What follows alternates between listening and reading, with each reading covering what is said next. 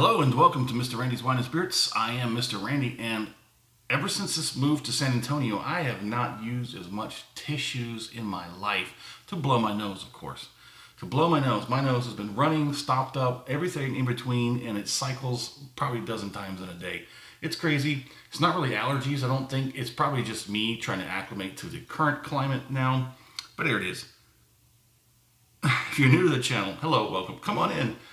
There's always going to be offbeat, weird happenstances, occurrences. There it is.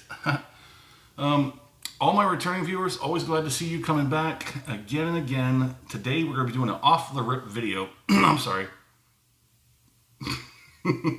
Full review. Today's full review episode is going to be of the Glenfiddich, or is it Glenfiddich? I've heard it said both ways, so I'm just going to call it a Glenfiddich. Like a Glenmo. Like a Glenmo and a Glenfiddich. A Glenfiddich. I know what's wrong with it.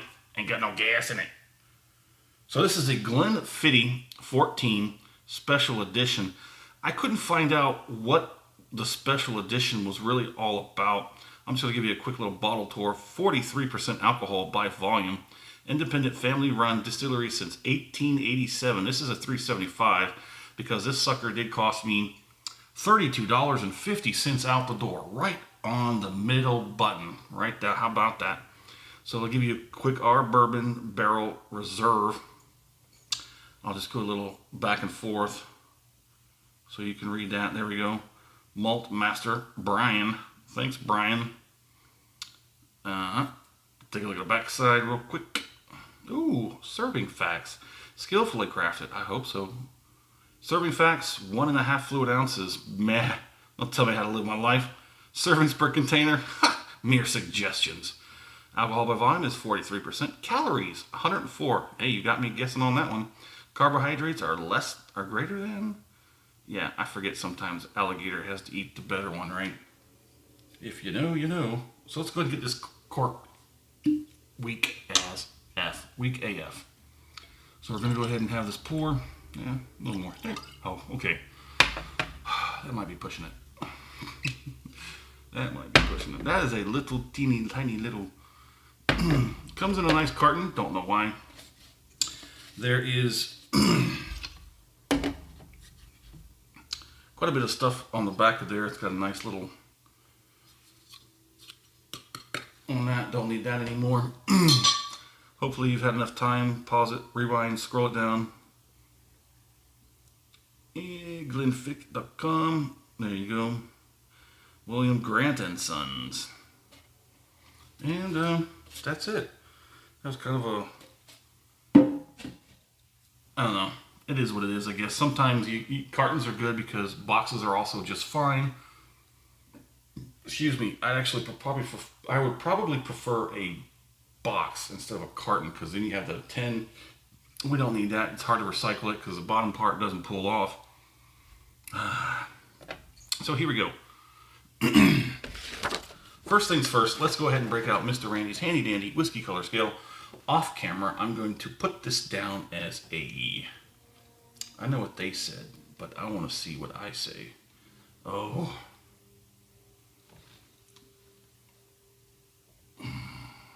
What do you think?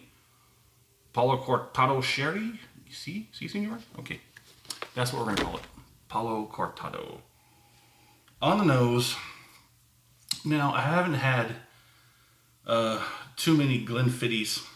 I think this is my second one, to be completely honest about it. 14 years. So how does that break down? Let's talk about it. So it's first matured in ex-bourbon barrels. I try to see if I can't pull them apart to see which ones are which, but I think I'm going to make an educated guess here and say that it was matured in ex-bourbon barrels from the Kelvin Cooperage barrels in Kentucky. Ex-bourbon. So I think it sat in ex-bourbon barrels for 10 years. Because, I mean, these big-time name distilleries, they don't do anything less than 10 years, right? So they start off with 10. And, I mean, that's pretty much every big-name Scotch is going to start off with 10 years. So it's at least, I would say it's at least 10 years old, but finished for anywhere from 2 to 4 years in deep charred American oak barrels. Now, it's being said that this is to bridge the gap between the bourbon drinkers and the Scotch drinkers. I'm going to have to politely disagree on that one. I just had one the other day that is a much better example of a Scotch to bourbon, or bourbon to Scotch. So I am getting some like light fruit, cherry, sort of citrus on the nose. It's very beautiful. Here's the thing. Off the rip, that very first pour, which we'll do this, by the way, we're here. So 3-part series I do. Part 1, off the rip, get it home, crack it open, have my first pour, share my first experience with you because gosh darn it, I love you. Part 2, full review time where we are here today. Drink it down halfway, leave it back on the shelf. 1 week, 2 week, 375. Only have to do 1 week, maybe a week and a half. That's where we're at, week and a half. I go online and find as much as I can, come back with as little as possible. We talk about it, I score it, we continue to drink it because part 3, final pour, thusly named, down there at the bottom.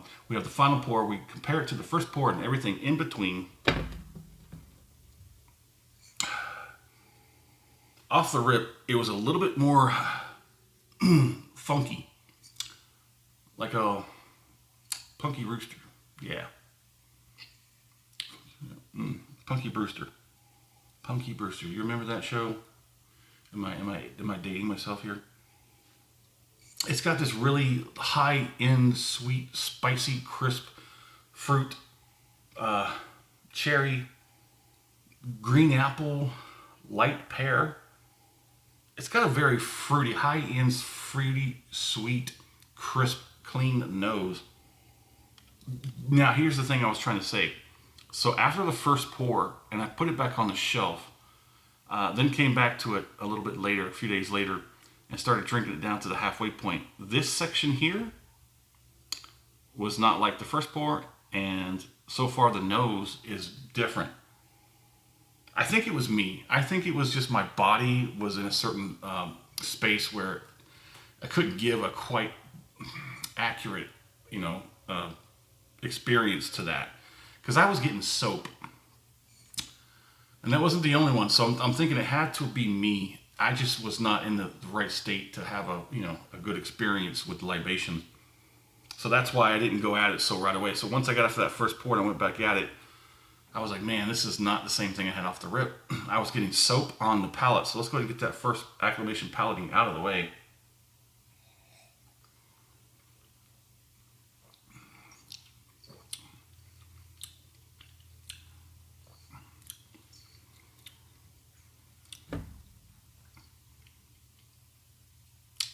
Okay, no, it wasn't this one. But I'd come to find out there's a bottle I'm currently in process of reviewing. There was some that it's not this one, but it was giving me this weird soap taste. Now, if you're old enough, you know what taste of soap. You know what a bar of soap tastes like because you've had it put in your mouth. Because every child has at one point or another said something they shouldn't have, and the parents decided what we're going to do. We're going to make you take a bite out of that bar of soap. I have probably eaten, well, not eaten, but I've taken bites out of soap probably equal to, I don't know, maybe half a dozen bars of soap from my childhood. Enough of Mr. Randy's childhood trauma. Let's get that second one on there and see what she has to say.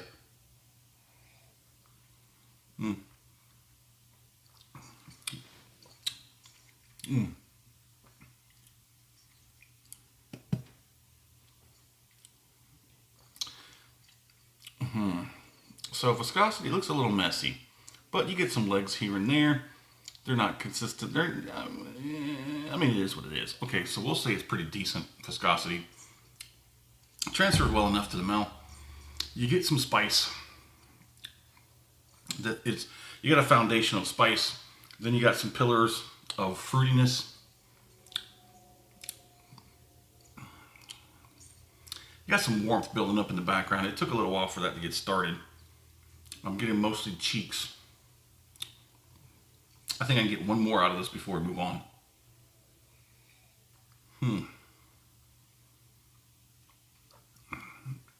So if you like the video, go ahead and hit that thumbs up button. Let everybody know that you're on Team Mr. Randy. And if you're not subscribed to the channel, what are you waiting for? Go ahead and pull that trigger. Get it done. That way, as soon as I release these videos, they come right to you. You don't have to miss one. So on the palate, yeah, there's like a foundation, okay, that holds it up. It's like spice and like dark fruit, rich dark fruit, like plum. Then you have some pillars that are standing on that foundation, and those are all the fruit. Like I said, there's maybe some green apple, maybe some light pear, some honeysuckle. And if this is trying to get you to think that it's a bourbon, it's a gateway from bourbon to Scotch, I'm not getting it. I'm really not. Like, okay, so what is the bourbon? It's the oak, it's the vanilla, it's the caramel. If that's there, it's I don't know, it's maybe, like I said, foundation, pillar. It's probably the foliage around that structure. Things you probably don't quite look at until you've really gotten close and you've been there for a while. And, oh, look at the neat little flowers, isn't that pretty? I'm not getting much of any kind of bourbon characteristics on this, but we'll go ahead and move on. We're going to do this finish. Let's get it on.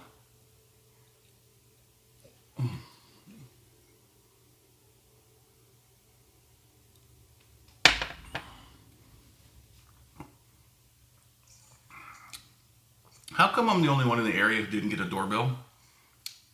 There's no doorbell here. Like what the actual F? Look, come on. There's no doorbell. Everybody else has doorbell in this area, but I don't have a doorbell. It's okay. I got one of those doorbell cameras. It's better anyways. Every device literally lights up and chimes and says, hey, somebody's at the door. Even when I'm not here, my phone says there's someone at your front door. That's the most awesome thing about it. So the finish on this is spicy. It's got that, like I said, that foundation of spice. That tingliness and the numbness is a little bit numbing, a little bit of numbness on the lips, the cheeks as well. Get some spice, get some heat. The heat on the back end is not going to break a 2. It's not going to break a 2. Most of that fruity characters, they dissipate relatively quickly, and you're just left with some spiciness. It's actually relatively nice. I just wish that fruits character and all that other good stuff, the honeysuckle and all that, I wish that would linger a little bit longer on the palate and the finish. So there it is. Let's score it, shall we? It's a 14-year-old. That's a plus. It was finished in a secondary barrel. Oh, yeah, secondary barreling. The Europeans, the UK and Ireland, they have different ways of... the terminology will depend on which region you're in, but double matured, finished, what have you. So this is an expensive bottle for what it is, a $3.75, pushing up to $35. Again, remember, with all my membership and discounts and whatnot, I did only pay $32.50 out the door for the $3.75. Now, I was looking, the regular standard 700 or 750 milliliter is going to be pushing $60. Now, I can't say if that's going to be out the door or if it's going to be on the shelf pricing, but these are not cheap. The Glenfiddichs are not cheap.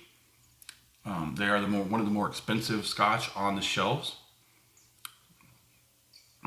I think it's overpriced, but we'll get to that in a moment. My score on this, I'd like to score it, like every time I do a 375, I want to score it like as if it were a 750 standard. So let's bump the price up to $60 for this bottle and score it accordingly. So I'm going to give this a weak 4 out of 5. This thing was a little bit sloppy going in and out between off the rip and the halfway point. And I do believe by the time we get to that final pour, it'll be just okay. That's my prediction for this. The final pour will be just okay. It won't be something I'll be like, I feel bad that I paid this much for it. I paid for the experience. I got an experience. Off the rip was different between off the rip and the halfway point. This halfway point is different than everything else, and I'm guessing very much so that final pour is going to be just the same. It's going to be pretty consistent in its inconsistency. How's that for you? So yeah, my fair price, I think 25 for this 375 would have been a little bit lesser of a hit, not just on the wallet, but thinking that I paid this much for this bottle, for this kind of experience, I feel a little cheated, just a little bit, not a whole lot. I mean, there's a lot of good experience in this bottle, so we'll leave it at that. So we also now have to say for the 750, I would say I would feel better paying like 40, maybe 45 out the door for the full 750. Would I buy this again? No, I would not. I would not buy this again. The reasons why is number one, it's not enough for me. The experience was fine for the first round. Going back at it for a second bottle, I'm not paying $60-something for that bottle. There are other expressions, always trying something new, always a new bottle to be had. I would rather spend the money on another bottle for another completely different experience. So if I left anything else out on this one, no? Okay, well there it is. In the comment section, do me a favor, let me know where you're at, what are you drinking, what's going on in the world of libations around you, and have you had a Glenfiddich? Which Glenfiddichs have you had? Which one would you prefer? Which one would you suggest? Hit me up in the comment section, and as always, thanks for stopping by here at Mr. Randy's Wine and Spirits. All things considered, we're going to say it's a good one. Just not good enough to come back to. See you in the final pour.